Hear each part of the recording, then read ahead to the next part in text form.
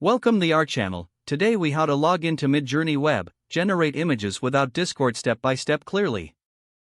To log into Midjourney web, first, open your preferred web browser.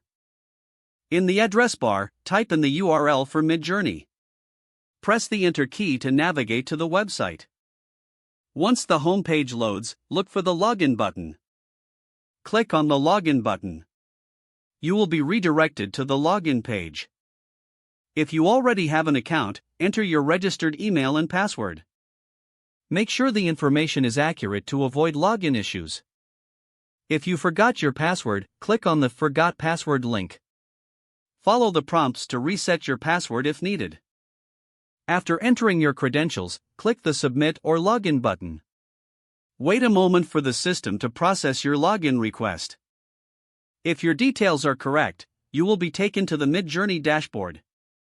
Once on the dashboard, explore the available options for generating images.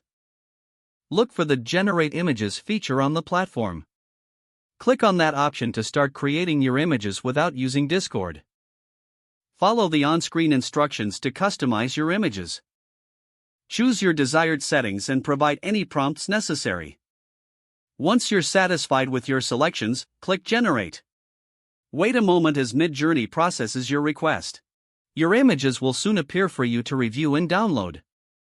Enjoy creating with Midjourney web, free from Discord dependencies. If the page does not load, refresh the browser or try again in a private or incognito window. Make sure you are using the correct email address, then retype it carefully to avoid small typos. If your password is not accepted, use the reset option and create a new strong password you can remember. Check your spam folder for verification or security emails, then complete any requested confirmation steps. Enable two-factor authentication if available to improve account security and reduce unauthorized access risk. After signing in, review your profile details so your contact information and settings are accurate and current. If you see an error message, note it down and try again after restarting your device and internet connection. Don't forget to like this video and subscribe to our channel for more step-by-step tech guides.